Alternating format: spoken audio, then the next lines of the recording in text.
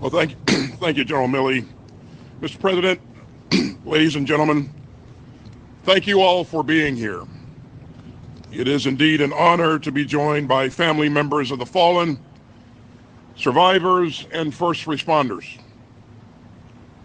To those whose loved ones were so cruelly taken from them on September 11, 2001, I offer my deepest condolences. And so does the entire Department of Defense. We know that these moments of tribute are not easy. And we know the resilience that you have shown over these long years. It gives us all strength. So thank you. Today we stand together to remember a day of horror and loss. A day when Al-Qaeda terrorists murdered 2,977 innocent souls, including 184 people here at the Pentagon. But we also remember a day of monumental courage and compassion. A day when people responded to evil and fanaticism with goodness and generosity. A day that called forth the heroism that dwells in the hearts of Americans across this land. Many of those acts of bravery happened right here where we're standing. Our colleagues at the Pentagon risked their own safety to rescue their teammates. They moved rubble with their bare hands. They cleaned wounds with bottled water. They used damp t-shirts as face masks to shield against the smoke so that they could keep on helping just a little longer. You know, one woman was crawling across the second floor trying to escape when she came across a coworker who had been in the same conference room when the plane hit. And the coworker did not think that she could keep on going. "Just get on my back," the woman said, "and I will carry you." And she did. And she got them both to safety. "Just get on my back, and I will carry you." Now that is the spirit of the people of this building and all those who responded at the scene. In the face of cruelty, they showed compassion, courage, and common purpose. In the days and months after the attack, ordinary Americans volunteered in an extraordinary way to help however they could, including millions who raised their hands to serve in the U.S. military. So today I want to again thank our men and women in uniform, as well as the families who make their service possible. Your sacrifice has ensured that America always stands ready to defend our values, our freedoms, and our citizens. Just over 1 year ago, America's war in Afghanistan came to an end.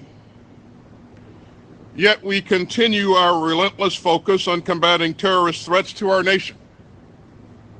And earlier this summer, the United States delivered justice to Ayman al-Zawahiri, the leader of Al-Qaeda. So make no mistake, America's determination to keep our country safe will never waver. And neither will America's determination to bring justice to those who attack our citizens.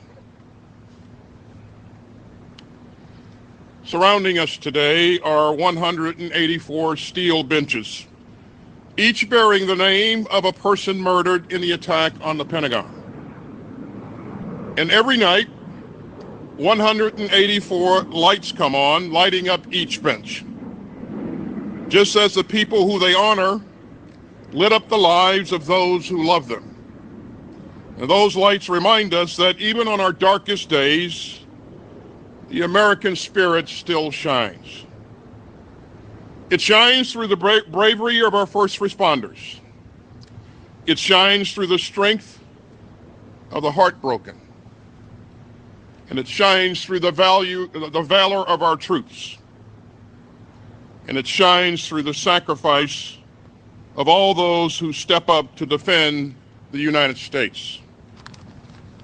So today, let us renew our dedication to facing the test of tomorrow as our heroes did, with compassion for one another, with love for our great republic, and with devotion to our democracy.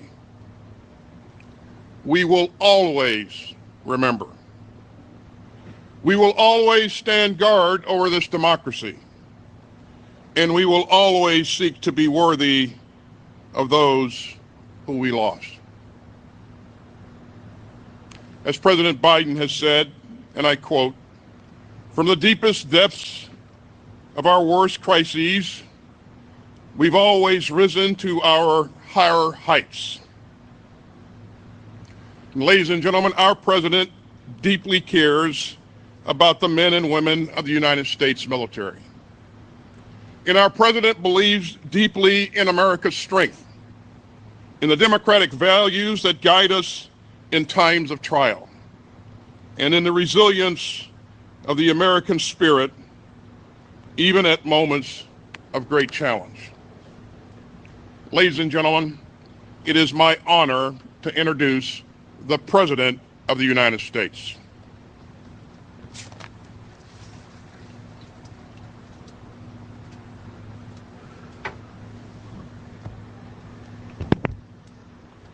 Secretary Austin, General Milley, to all the families and loved ones who still feel the ache of that missing piece of your soul,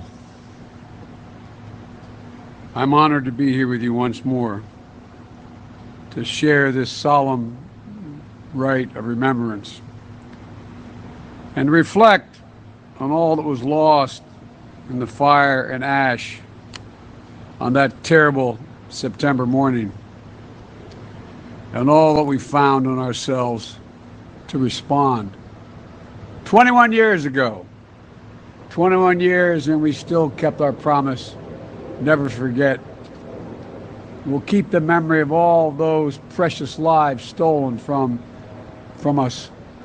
2,977 at Ground Zero in New York, and Shanksville, where my wife is speaking now, in Pennsylvania. 184 of them here at the Pentagon. And I know for all those of you who've lost someone, 21 years is both a lifetime and no time at all. It's good to remember. These memories help us heal, but they can also open up the hurt and take us back to that moment when the grief was so raw. You think of everything they could have done if they had lived and just had a little more time. The experience you missed together, the dreams they never got to fulfill or realize. I remember a message sent to the American people from Queen Elizabeth. It was on September 11. Her ambassador read a prayer of service at St. Thomas Church in New York, where she poignantly reminded us, quote, "Grief is the price we pay for love. Grief is the price we pay for love." Many of us experienced that grief, and you've all experienced it. And on this day, when the price feels so great, Jill and I are holding all of you close to our hearts. Terror struck us in that brilliant blue morning. The air filled with smoke, and then came the sirens and the stories. Stories of those we lost, stories of incredible heroism from that terrible day. The American story itself changed that day. But what we did change, what we will not change, what we cannot change, never will, is the character of this nation that the terrorists thought they could wound. And what is that character? The character of sacrifice and love, of generosity and grace, of strength and resilience. In the crucible of 9/11, in the days and months that followed, we saw what stuff Americans are made of. Think of all of your loved ones, particularly those on that flight, ordinary citizens who said, "We will not let this stand," risked and lost their lives so even more people would not die. We saw in the police officers and firefighters who stood on the pile on Ground Zero for months amid that twisted steel and broken concrete slabs, breathing the toxins and ash that would damage their health, refusing to stop the search through the destruction. They never stopped and would not. We learned about the extraordinary courage and resolve, as I said, of the passengers on board Flight 93, who understood that they were living the open, they were there in the middle of the open shot of a new war, and who chose to fight back. Not professionals, fight back, sacrificing themselves, refusing to let their plane be used as a weapon against even more innocents. And here at the Pentagon, which was both the scene of the horrific terrorist attack and the command center for our response to defend and protect the American people, so many heroes were made here. So many of your loved ones were those heroes. Began almost immediately with civilians and service members leaping to action as the walls collapsed and the roof began to crumble. They raced into the breach between the 4th and 5th corridors. The impact created by the fire raged at twice the height of this building. I remember I was a U.S. Senator walking up to my office, and I could see the smoke and flames. They were heroes. They went back into those soaring flames to try to save their teammates. Firefighters battled the blaze of jet fuel long into the night, pushing past the bounds of exhaustion. Pentagon staff showed up to work on September 12th, more determined than ever to keep their country secure. As I said when I was up on 9/11, we will follow them to the gates of hell to be sure that they're not able to continue. And millions of young men and women from across the nation responded to 9/11 attacks with courage and resolve, signing up to defend our Constitution and joining the greatest fighting force in the history of the world. And in the years since 9/11, hundreds of thousands of American troops have served in Afghanistan, Iraq, and so many other places around the world to deny terrorists a safe haven and to protect the American people. And to all our service members and their families, our veterans, our Gold Star families, all the survivors and caregivers and loved ones who sacrificed so much for our nation, we owe you an incredible debt. A debt that can never be repaid, but will never fail to meet the sacred obligation to you to properly prepare and equip those that we send into harm's way and care for those and their families when they come home. And to never, ever, ever forget, through all that has changed over the last 21 years, the enduring resolve of the American people to defend ourselves against those who seek us harm and deliver justice to those responsible for the attacks against our people has never once faltered. It took 10 years to hunt down and kill Osama bin Laden, but we did. And this summer, I authorized a successful strike on Zawahiri, the man who bin Laden was his deputy at 9/11, who was the leader of Al-Qaeda, because we will not rest. We'll never forget. We'll never give up. And now Zawahiri can never again threaten the American people. In 20 years after Afghanistan is over, but our commitment to preventing another attack in the United States is without end. Our intelligence, defense, and counterterrorism professionals in the building behind me and across the government continue their vigilance against terrorist threats that has evolved and spread to new regions of the world. We'll continue to monitor and disrupt those terrorist activities wherever we find them, wherever they exist, and we'll never hesitate to do what's necessary to defend the American people. What was destroyed, we have repaired. What was threatened, we fortified. What was attacked, the indomitable spirit has never, ever wavered. We raise monuments and memorials to the citizens whose blood sacrificed on these grounds and in Shanksville and Ground Zero to keep touch of the memory, keep it bright for all the decades to come. When future generations come here to sit in the shade of the maple trees that shelter the memorial, grown tall and strong with passing years, they will find the names of patriots. They will feel the connection that will come to pass on September 11, 2001, and how our country was forever changed. And I hope they will think about all those heroes that were more than the hours and days and years that followed. Ordinary Americans responding in extraordinary and unexpected ways. I hope we'll remember that in the midst of these dark days, we dug deep, we cared for each other, and we came together. You know, we regained the light by reaching out to one another and finding something all too rare, a true sense of national unity.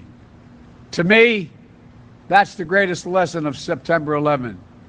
Not that we will never again face a setback, but that in the moment of great unity, we also had to face down the worst impulses, fear, violence, recrimination directed against Muslim Americans, as well as Americans of Middle Eastern and South Asian heritage. It's that for all our flaws and disagreements, in the push and pull of all that makes us human, there is a nation that cannot accomplish. There's nothing this nation cannot accomplish when we stand together and defend with all our hearts that which makes us unique in the world, our democracy. We're not only a nation based on principles, but we are based on an idea, unlike we're the most unique nation in the world, an idea that everyone is created equal and should be treated equally throughout their lives. We don't always live up to it, but we've never walked away from it. That's what makes us strong. That's what makes us who we are. And that's what those hijackers most hoped to destroy when they targeted our buildings and our people. They failed. No terrorist could touch the wellspring of American power. And it falls to us to keep it safe on behalf of all those we lost 21 years ago, on behalf of all those who have given their whole souls to the cause of this nation every day since. That's a job for all of us. It's not enough to gather and remember each September 11th those we lost more than 2 decades ago, because on this day, it is not about the past, it's about the future. We have an obligation, a duty, a responsibility to defend, preserve, and protect our democracy. The very democracy that guarantees the rights of freedom that those terrorists on 9/11 sought to bury in the burning fire and smoke and ash. And that takes a commitment on the part of all of us. Dedication, hard work, every day. For always remember, the American democracy depends on the habits of the heart of we the people. That's how our Constitution says, we the people. And the habits of heart of we the people. It's not enough to stand up for democracy once a year or every now and then. It's something we have to do every single day. So this is a day not only to remember, but a day of renewal and resolve for each and every American. And our devotion to this country, to the principles it embodies, to our democracy, that is who we owe those who remember today. That is what we owe one another. And that is what we owe future generations of Americans to come. I have no doubt we will do this. We will meet this significant responsibility. We'll secure our democracy together as one America, the United States of America. That's who we are. That's who your loved ones were and why they gave so much. Thank you. May God bless you all. And may God honor the members of the military we lost and all those we lost here on 9/11. May God protect our troops.